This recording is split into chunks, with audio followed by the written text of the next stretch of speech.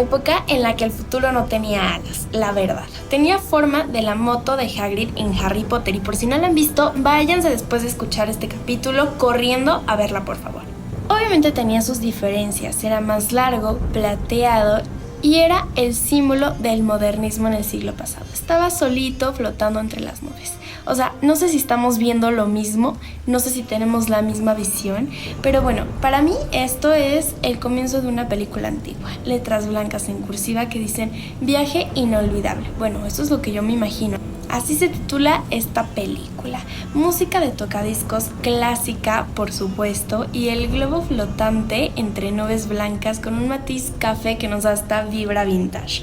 Bueno, pues durante algunos años la gente pensó que esos globitos serían el medio de transporte definitivo del futuro. O sea, nadie se iba a mover si no era volando. Imaginemos cruzar el océano Atlántico-Pacífico, el que más te guste, sin el ruido de un avión. O sea, caminando por un comedor con tu copa en la mano, muy elegante, con un vestido de gala o un smoking, a punto de saborear una deliciosa cena en un comedor gigante, de esos que tiene manteles hasta el piso y servilletas de tela. Y por supuesto no podemos olvidar la cereza del pastel, todo esto siempre mirando el mar desde una ventana a miles de kilómetros y metros de altura. Bueno, pues esto parecía el comienzo del futuro, pero ese sueño se ponchó, así. Porque, no sé si les ha pasado, pero a mí sí, a veces mis mejores sueños terminan en una pesadilla. Y este no es una excepción, porque con este invento saldría uno de los titulares más escalofriantes de la historia del siglo XX. Un desastre tan impactante que millones de personas dejaron de confiar en los señores del aire de un día para el otro. O sea, sí, de la noche a la mañana, goodbye, adiós, ya no quiero saber nada de ellos. Sin embargo, porque sí, aunque ustedes no lo crean, hubo una historia increíble antes del lujo, antes de las guerras y antes del Hindenburg.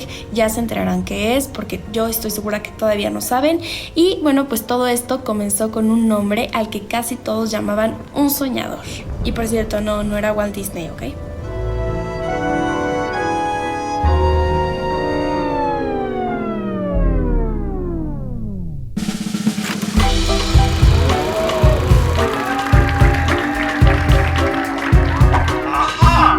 ¡Eureka!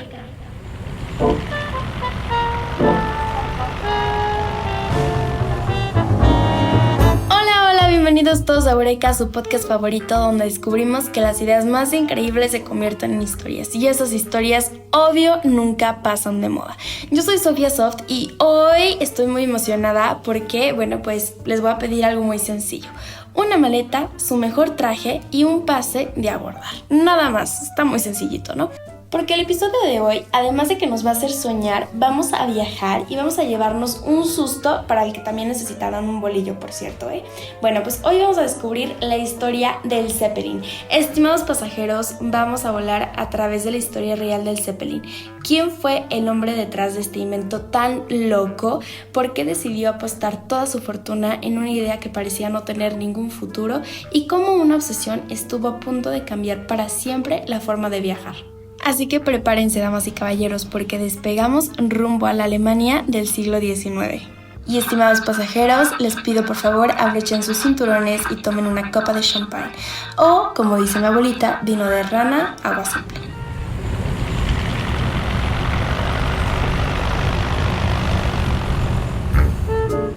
Ahora sí. Para entender esta historia, primero tenemos que viajar a Europa en la segunda mitad del siglo XIX. Era una época de cambios que no tienen idea. Y bueno, pues por eso se las voy a contar yo, ¿verdad? Bueno, la segunda revolución industrial estaba a todo lo que daba, las ciudades crecían a una velocidad nunca antes vista, impresionante, los ferrocarriles unían países enteros. Se producían miles de cosas todos los días y la electricidad comenzaba a transformar la vida gracias a Tom, pero eso es cuento para otro capítulo. En fin, y mientras todas estas cosas ocurrían en la Tierra, había una pregunta que obsesionaba a científicos, ingenieros y aventureros, los creadores de las mejores historias hasta ahora. ¿Ok? Se decía por las calles que se preguntaban, ¿sería posible viajar por el cielo como un barco navega por el mar? Bueno, aquí les cuento algo súper rápido. En realidad ya habíamos logrado elevarnos como burbujitas por el aire desde 1783, cuando los hermanos Joseph Michel y Jacques-Étienne Montgolfier realizaron el primer vuelo tripulado en un globo aerostático en Francia, obviamente los franceses. Una prueba más de que los franceses tienen algo genial, porque así fue que el cielo dejó de ser inalcanzable para los humanos.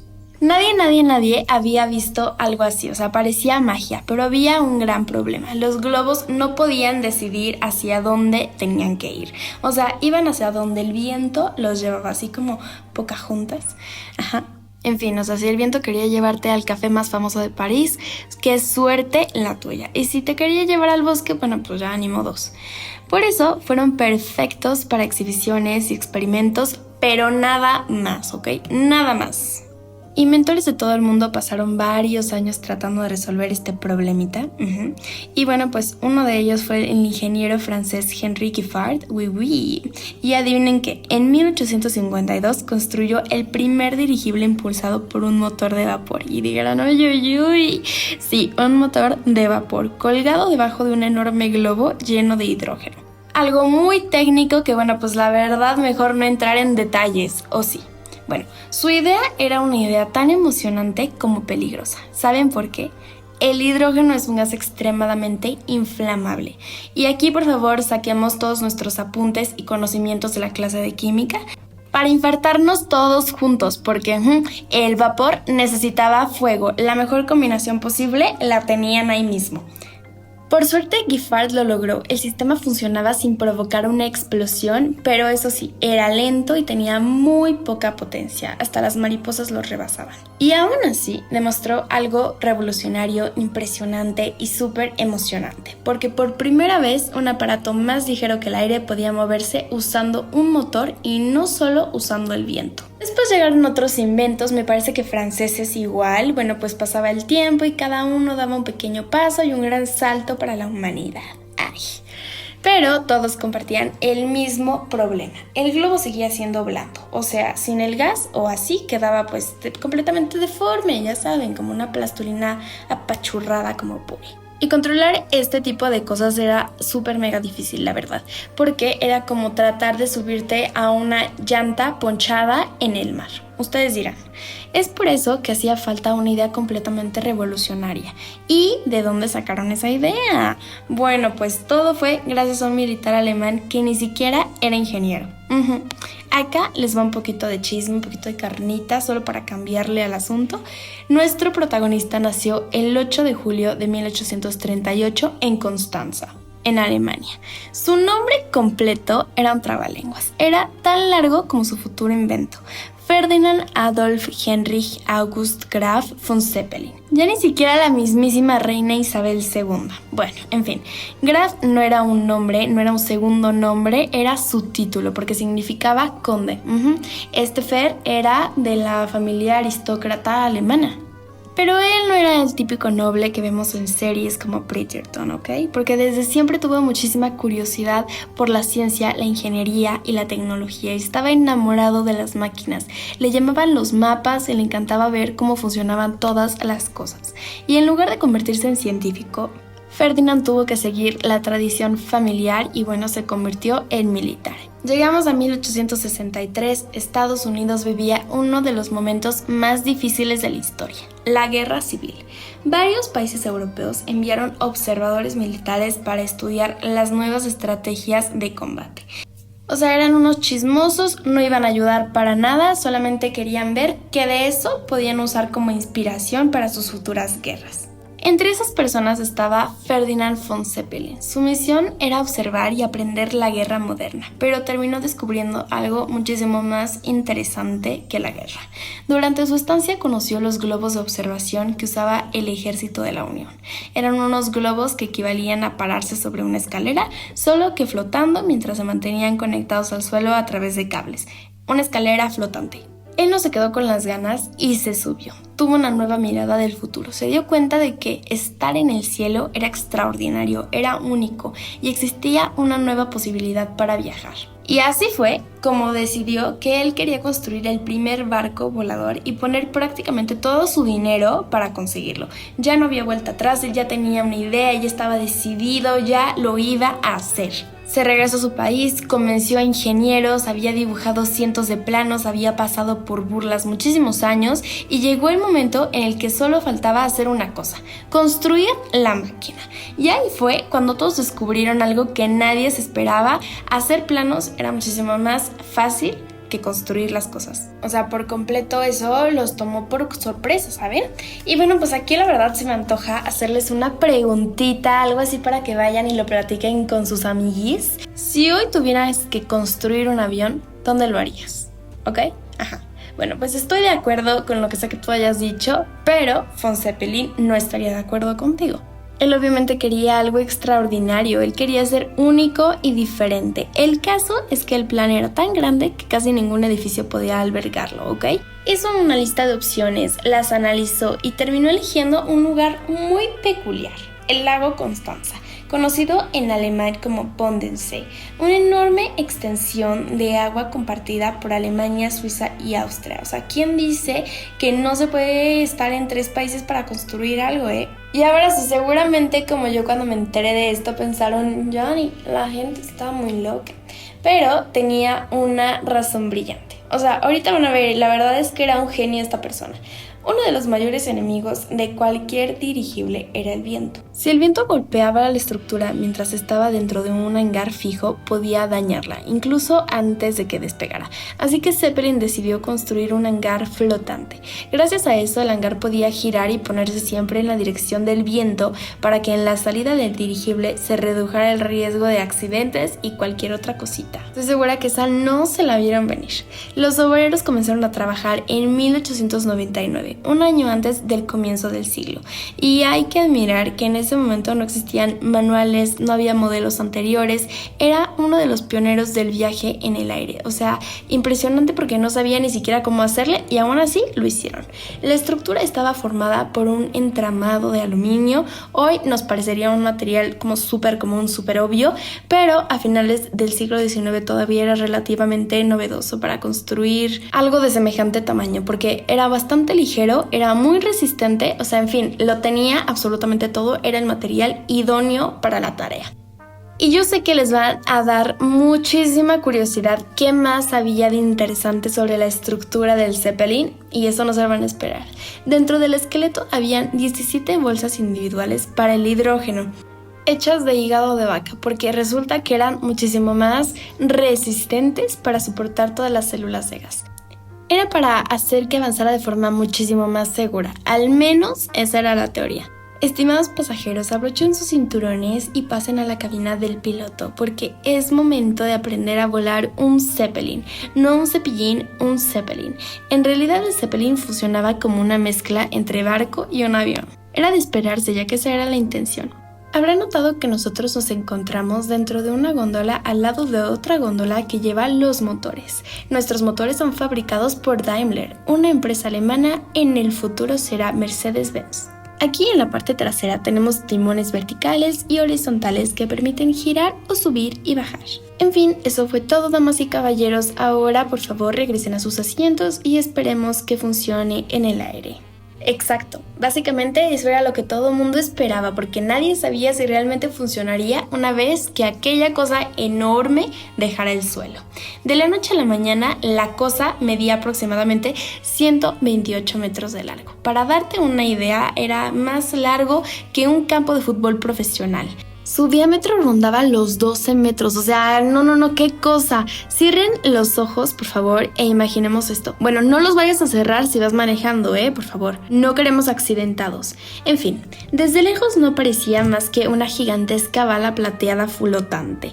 Y así fue como se volvió la atracción de domingo. Todos los papás llevaban a sus hijos a ver la bala flotante, los señores iban a pasear al lado de la bala flotante. Se volvió lo que todo mundo tenía que hacer en fin de semana. Y a pesar de todo esto, a pesar de ver el proceso con sus propios ojos, no todos estaban convencidos. Había quienes seguían diciendo, eso nunca va a despegar. Y si despega, no va a regresar. Se van a ir volando. Adiós, goodbye.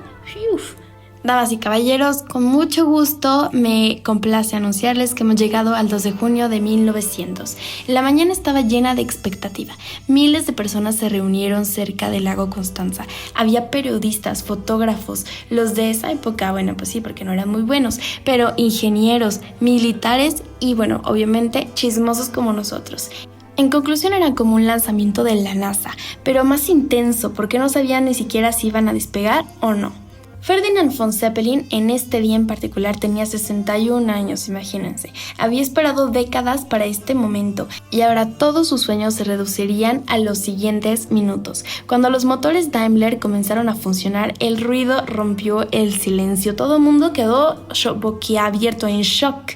Poco a poco el enorme dirigible empezó a separarse del hangar, después del agua y del pasado. El LZ-1, nombre oficial del primer Zeppelin, estaba volando. Por primera vez en la historia un dirigible rígido podía volar.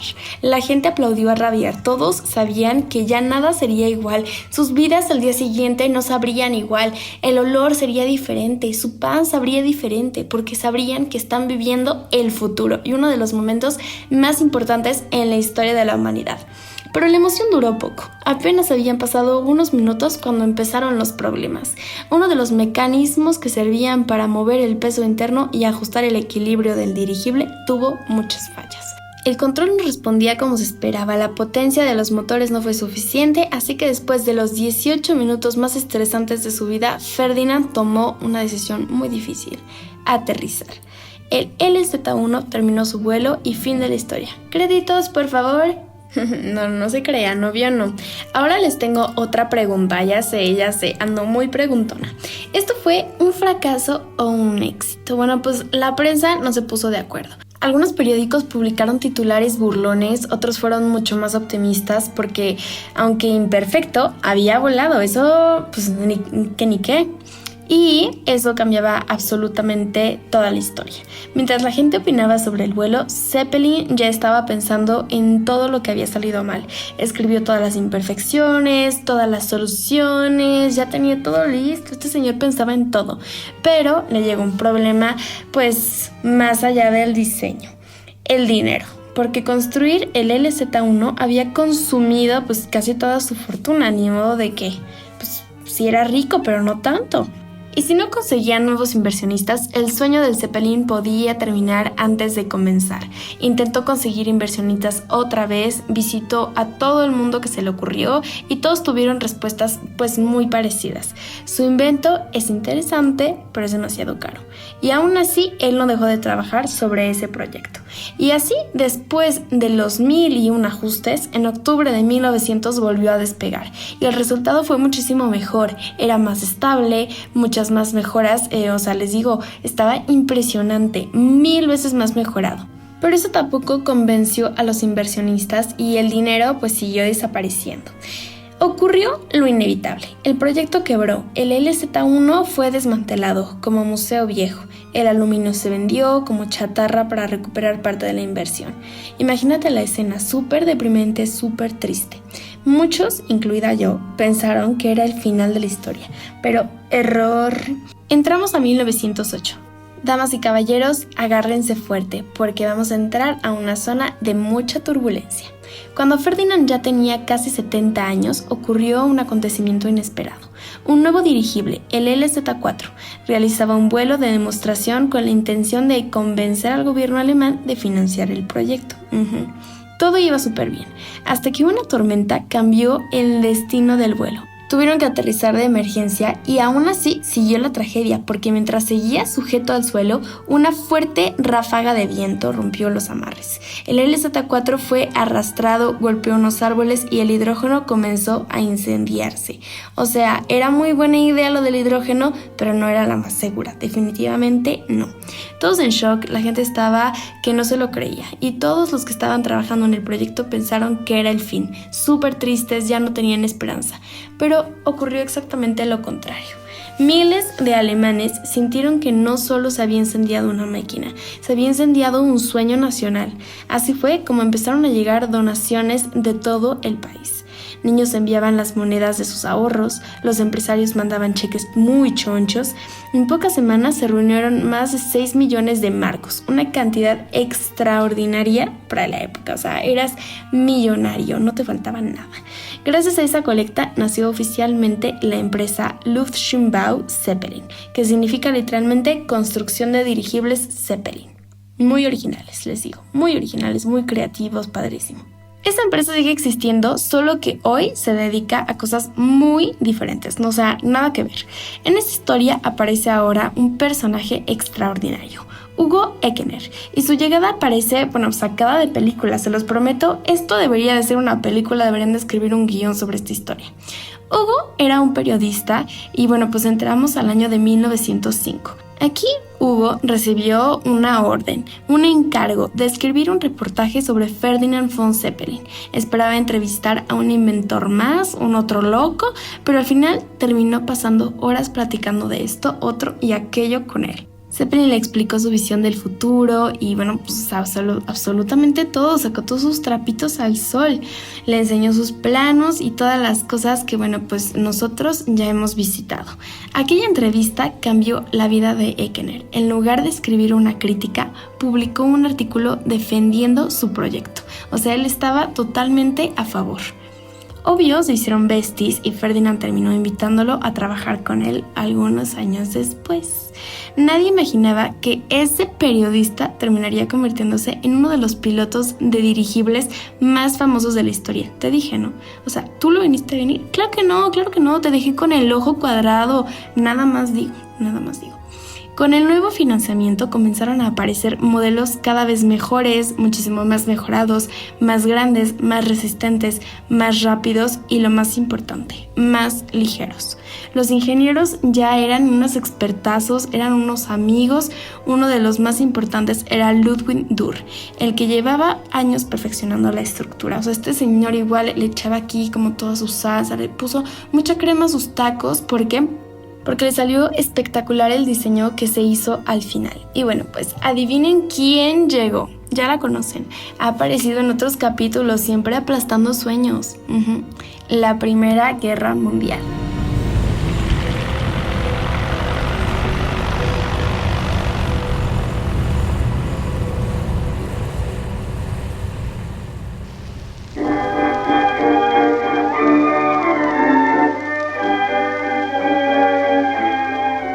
Estimados pasajeros, cubran sus cabezas y agáchense. Yo les cuento qué pasa, no se vayan a asomar. Entramos a 1914. Está estallando la Primera Guerra Mundial. Alemania decide que el Zeppelin ya no es medio de transporte civil, solo del ejército. Ahora los Zeppelins se cargarán de bombas y tendremos que descender por un tiempito, ¿ok? Los Zeppelins comenzaron a utilizarse para misiones de reconocimiento y bombardeo. Terrible uso, la verdad. Las ciudades británicas, especialmente Londres, vivieron algo completamente nuevo, como si fuera bueno. Por primera vez en la historia moderna, una población civil veía caer bombas desde el cielo durante la noche.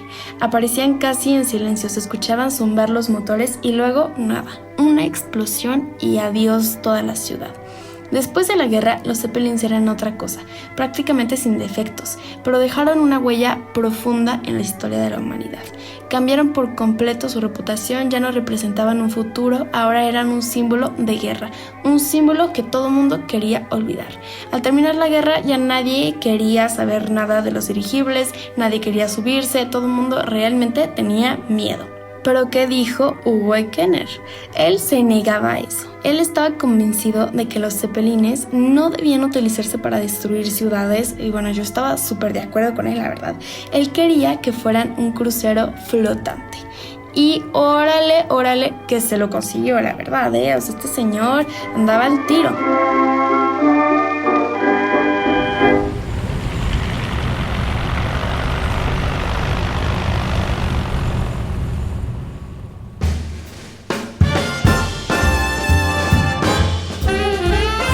Son los años 20, estimados pasajeros. Disfrutemos del foxtrot, las lentejuelas y la modernidad de principios de siglo, porque ya llegó el Graf Zeppelin, probablemente el dirigible más exitoso jamás construido. Subir a bordo era una experiencia completamente distinta a viajar en avión. O sea, a mí se me antojó vivir en los años 20. ¿Para qué les digo que no? No existían filas de asientos, podías caminar libremente, era de película, de ensueño. Había un elegante comedor con mesas perfectamente acomodadas, los pasajeros tenían que vestir de traje y de vestido de noche durante las cenas, o sea, las ventanas permitían contemplar. O sea, no encontré mejor palabra para describirlo. El océano, montañas y ciudades desde un lugar que muy pocas personas han visto y bueno, ojalá algún día volvamos a poder verlo de esta forma. Había camarotes para descansar, imagínense qué comodidad, qué lujo, qué elegancia la de Francia. No hay duda que la forma de viajar se ha hecho cada vez más fácil, pero más convencional. Tiene menos emoción, tiene menos... pues ya saben, sazón, no sé cómo decirlo.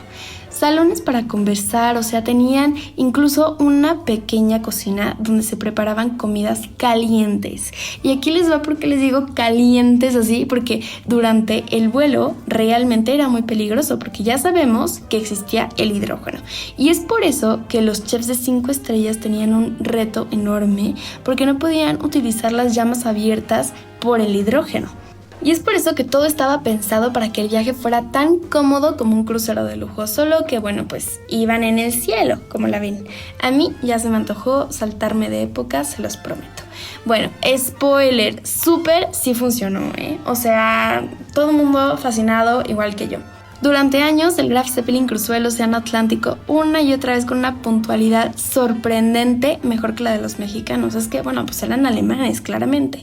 Realizó cientos de vuelos sin sufrir accidentes graves. Incluso dio la vuelta al mundo en 1929, convirtiéndose en una celebridad internacional. O sea, ya casi era como la mascota del mundo, no sé cómo decirlo. Así como el libro de Julio Verne, una delicia literaria. Por si no lo han escuchado, ya me siento aquí en otro siglo. Perdón, excúsenme, pero se los prometo, tienen que leer ese libro, está muy bueno. En otros temas, parecía que Ferdinand von Zeppelin había tenido razón desde el principio. Tal vez el futuro realmente pertenecía a los gigantes del aire, pero mientras el mundo admiraba aquellos hoteles voladores, en Alemania comenzaba a cambiar el panorama político otra vez. Y ese cambio tendría consecuencias enormes para la historia de los cruceros del cielo otra vez. Y ese cambio tendría consecuencias enormes para la historia de los cruceros del cielo otra vez, porque el siguiente Zeppelin sería el más grande, el más lujoso y también el más famoso de todos, el Hindenburg. Y con él llegaría uno de los capítulos más impactantes de la historia de la aviación. Como nosotros ya sabemos, pasaron más de 30 años desde que Ferdinand von Zeppelin había luchado contra las burlas, la falta de dinero, los accidentes y la incredulidad, la verdad. Él falleció el 8 de marzo de 1917 a los 78 años y nunca vio el dirigible más impresionante jamás construido. Es súper triste, ya sé. Pero lo bueno es que ese sueño lo haría realidad las personas que continuaron su legado, porque no se quedaron en corto, no fue así de, ay, bueno, ya no está aquí Ferdinand, entonces ya a nadie nos importa. Claro que no, todo el mundo tenía ese mismo sueño, especialmente un hombre, nuestro Hugo Ekener. Ferdinand lo soñó, pero Ekener se convirtió en el que hizo ese sueño una realidad 4DX. Y también fue quien intentó evitar que terminara en tragedia. Después del enorme éxito del Graf Zeppelin, el mundo entero quería más. Los vuelos transatlánticos eran cada vez más frecuentes, pero claro, solamente para las elites. Todos ellos querían experimentar lo que significaba viajar en un hotel flotando en las nubes y además de 5 estrellas. La empresa Zeppelin decidió entonces construir algo que superara todo lo anterior. No solo un dirigible más grande, sino el dirigible más grande del planeta. Su nombre oficial era LZ-129 Hindenburg, en honor al presidente alemán von Hindenburg.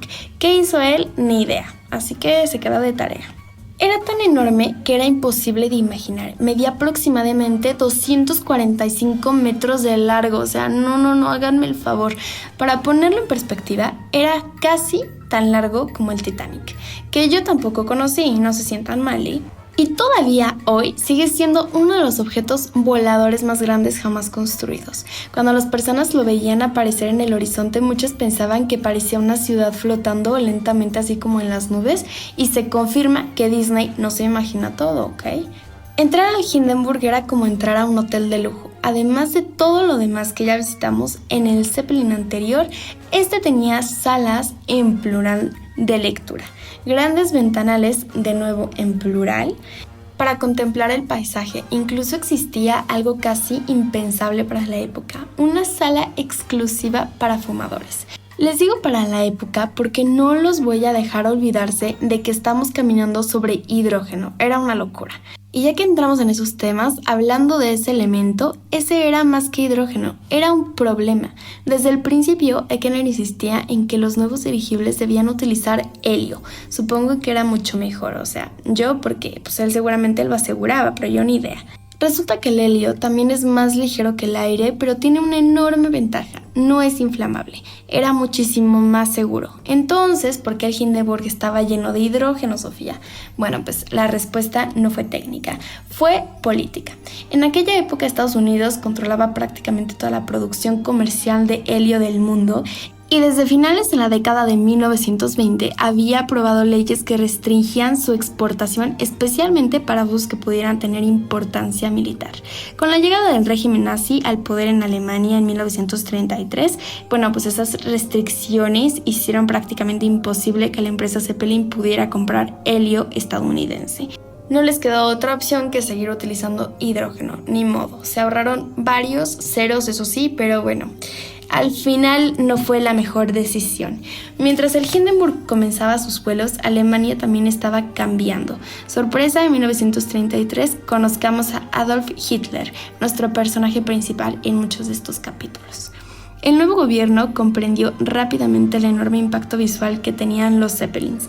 Eran gigantes, imponentes, modernos, intimidantes, la imagen que quería para Alemania. Y así fueron invitados a desfiles, eventos y campañas de propaganda que, obviamente eran para el gobierno nazi. Hugo Ekener, sin embargo, mantenía su postura muy distinta. Él, como cualquier persona decente, creía que los Zeppelines fueran símbolo de cooperación internacional. No hay herramientas políticas y menos para ese gobierno.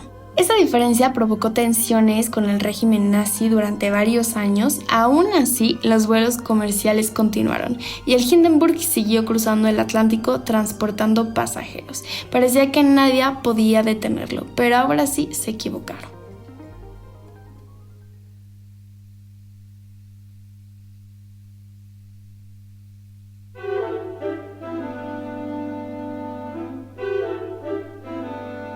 Pasajeros, prepárense para el aterrizaje, por favor tomen todas sus pertenencias y sujeten bien su corazón porque en cualquier momento se les puede salir. Gracias. El 3 de mayo de 1937, el Hindenburg partió desde Frankfurt rumbo a Estados Unidos. Era un viaje normal, algo de rutina. Llevaba 36 pasajeros y 61 tripulantes. Durante los siguientes días cruzó el Océano Atlántico como lo había hecho muchas otras veces, pero aquí debo decir que el clima no fue perfecto. El viento retrasó su llegada, pero nada hacía pensar que ese sería el último vuelo del dirigible. Uy, ya les spoilé. El 6 de mayo por la tarde, el Hindenburg llegó a la estación aérea naval de Lake Horse en Nueva Jersey. Cientos de personas esperaban verlo aterrizar. Todos los medios de comunicación estaban ahí esperando con cámaras, micrófonos, toda la cosa. Eso es importante porque el mundo escucharía la tragedia en tiempo real. Y así presenciamos los 34 segundos más largos de la historia. El Hindenburg comenzó lentamente la maniobra de aterrizaje.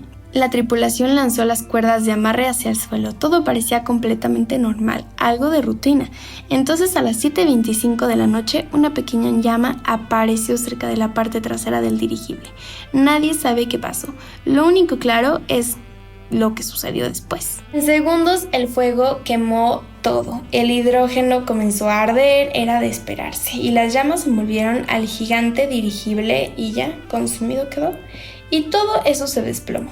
Solo tomó aproximadamente 34 segundos. 34 segundos. Eso fue suficiente para destruir décadas de trabajo. Uno de los periodistas presentes era Herbert Morrison. Mientras observaba la escena, seguía narrando para la radio. Al principio intentó mantener la calma, pero no pudo contenerse y gritó: ¡Está ardiendo! Y es una de las peores catástrofes del mundo. Y bueno, pues su narración fue escuchada después por millones de personas y se convirtió en uno de los registros sonoros más famosos del siglo XX. Obviamente lo dijo en inglés, ¿verdad? Las imágenes filmadas de ese día también recorrieron el planeta. Por primera vez una tragedia de semejante magnitud podía verse prácticamente en cualquier parte del mundo. Y antes de que vayan corriendo por su bolillo, no murieron todos, porque de las 97 personas que iban a bordo, 62 sobrevivieron. Murieron 35 personas entre pasajeros y tripulación, además de un trabajador que se encontraba en tierra. Y ahora la pregunta del millón: ¿por qué? ¿Qué hizo que se incendiara todo así de pronto? ¿Por qué, aunque el accidente ocurrió hace casi 90 años, los investigadores todavía discuten algunos detalles?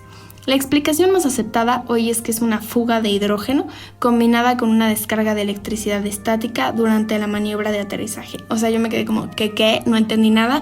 O sea, si tú te quedaste igual, no te sientas mal porque es bastante técnico. Pero esto fue lo que provocó el incendio. Y claro, las otras cientos de historias de conspiración que la verdad son bastante interesantes, pero nos llevaríamos aquí ya todo el día. Mientras los dirigibles luchaban por recuperar su reputación, los aviones avanzaban a una velocidad impresionante, más rápido, más seguro, y terminaron dominando el transporte aéreo. Parecía que la era de los gigantes del cielo había llegado a su fin. ¿Pero realmente desaparecieron? A veces creemos que un invento desaparece el día que deja de fabricarse. Pero la verdad es que es mucho más interesante, porque aunque el Hindenburg marcó el final de la era de los dirigibles, de los Zeppelins, el sueño de Ferdinand von Zeppelin nunca murió por completo, solo cambió de forma. Después del accidente, sobra decir que ya nadie quiso subirse a un Zeppelin otra vez, nunca más en su vida. Además, un Zeppelin tardaba aproximadamente 2 días y medio en cruzar el Atlántico. Y bueno, los nuevos aviones, ya sabemos, reducirían ese tiempo a solo unas cuantas horas. Era imposible competir contra eso. En mi opinión, yo hubiera preferido subirme a un Zeppelin, pero cada quien. Las empresas Zeppelin dejó de construir enormes hoteles voladores, ya no tenían ese lujo, y poco a poco la era de los Zeppelins en el aire llegó a su fin. Pero no desaparecieron porque hoy siguen existiendo. Hay todavía dirigibles, solo que ya no son utilizados como se usaban en el pasado. Los modernos utilizan helio, obviamente. Además, están fabricados con materiales mucho más ligeros y resistentes y se usan para investigaciones científicas, fotografía, publicidad y ese tipo de cosas un poquito más light.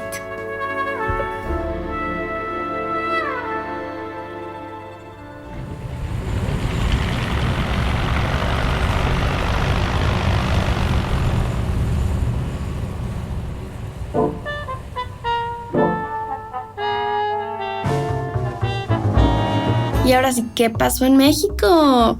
Bueno, pues esta es probablemente la parte menos esperada, porque aunque los Zeppelins no estuvieron en México tal y cual, también tienen algo que ver. Porque aunque nosotros no hayamos participado en la historia, no hayamos estado en los libros, ya saben que nosotros, como cuchara de todos los moles, aparecemos. Porque los Zeppelins inspiraron la aviación mexicana. Durante esos años, México comenzaba a desarrollar su propia aviación civil. Las hazañas de pilotos mexicanos como Francisco Sarabia demostraban que el país también quería formar parte de la conquista del cielo. Mientras los cepelines cruzaban océanos, los aviadores mexicanos rompían esos récords de velocidad y de distancia. O sea, nosotros bien aguerridos, la verdad. Les digo que somos lo que les sigue de increíbles. Era una época en la que todo parecía posible.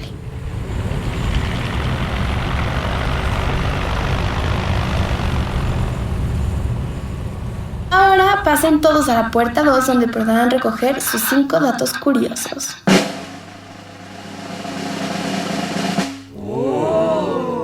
Número 1. Piel de vaca. Las bolsas internas de gas de los primeros cepelines usaban miles de membranas obtenidas de intestinos de vaca, llamadas piel de batán de oro.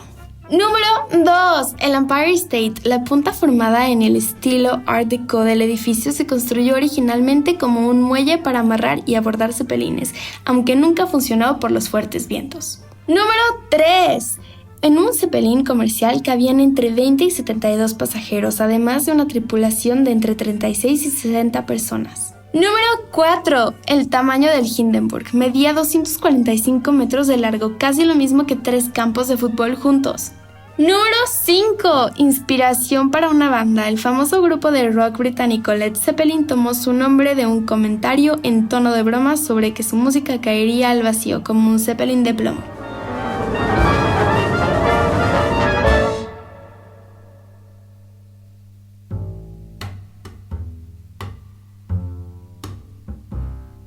Bueno, queridísimos, ya llegamos al final de este capítulo. Antes que nada les recomiendo que si les dieron ganas de volar y conocer aún más, se den una vuelta al MUMA, Museo Militar de Aviación, ubicado en la carretera Pachuca. Ahí hay de tocho morocho, les va a fascinar.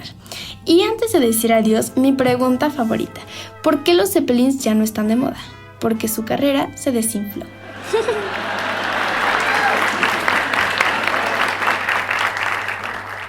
En fin, la historia del Zeppelin no es realmente la historia de un dirigible, es la historia de una idea que parecía imposible, que hizo soñar a muchísimas personas, que cambió la manera de entender el mundo y que también nos recordó que incluso los inventos más extraordinarios tienen sus riesgos. Quizá eso es lo más fascinante de la historia, porque el Zeppelin no fracasó por falta de imaginación. Al contrario, fue tan adelantado a su época que durante algunos años el mundo creyó haber visto el futuro flotando entre las nubes, aunque hoy los gigantes del aire ya no vuelen, ni modo. Cada vez que nos subimos a un avión, estamos viviendo el comienzo de la historia de la aviación.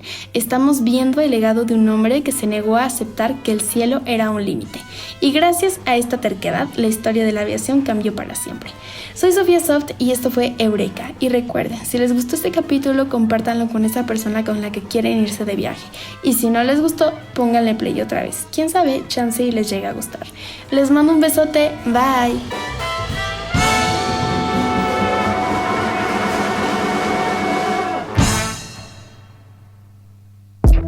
Audiocentro.